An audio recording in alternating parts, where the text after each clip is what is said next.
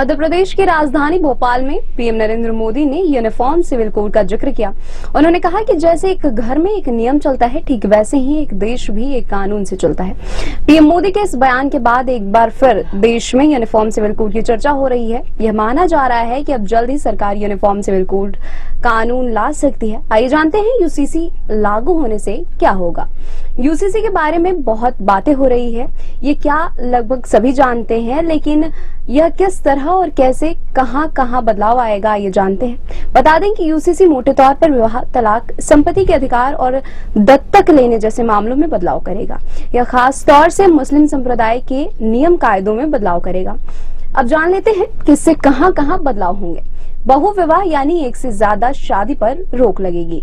लड़कियों की शादी की आयु बढ़ाई जाएगी ताकि वे शादी से पहले ग्रेजुएट हो सके।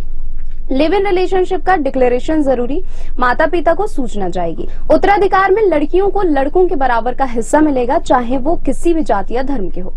मुस्लिम महिलाओं को भी बच्चा गोद लेने का अधिकार मिलेगा। गोद लेने की प्रक्रिया आसान की जाएगी।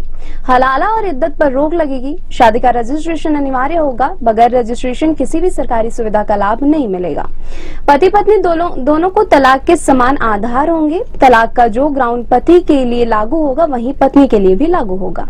नौकरीशुदा बेटे की मौत पर पत्नी को मिलने वाले मुआवजे में वृद्ध माता पिता के भरण पोषण की भी जिम्मेदारी होगी। पत्नी पुनर्विवाह करती है तो पति के मौत पर मिलने वाले कंपेंसेशन में माता पिता का भी हिस्सा होगा। आपको बता दें कि भारत में जाति और धर्म के आधार पर अलग अलग कानून और मैरिज एक्ट हैं। अलग अलग कानून के कारण न्यायिक प्रणाली पर भी असर पड़ता है। भारत में हिंदुओं के लिए हिंदू मैरिज एक्ट यानी 1956 है। मुसलमानों के लिए पर्सनल लॉ बोर्ड है। शादी, तलाक, संपत्ति विवाद, गोद लेने और उत्तराधिकारी आदि के मामलों में हिंदुओं के लिए अलग अलग कानून है, जबकि मुसलमानों के लिए अलग। सरकार चाहती है जब देश एक है तो कानून भी एक होना चाहिए। जिन कानूनी प्रक्रिया से हिंदुओं को गुजरना पड़ता है, मुस्लिम भी उसे फॉलो करें। कुल मिलाकर एक देश में एक कानून हो। हालांकि कुछ मुस्लिम नेता और धर्मगुरु इसका विरोध कर रहे हैं। भारत के संविधान के अनुच्छेद 44 में भाग 4 में यूनिफॉर्म सिविल कोड शब्द का जिक्र है, जिसमें कहा गया है कि भारत में हर नागरिक के लिए एक समान नागरिक संहिता को लागू करने का प्रयास होना चाहिए।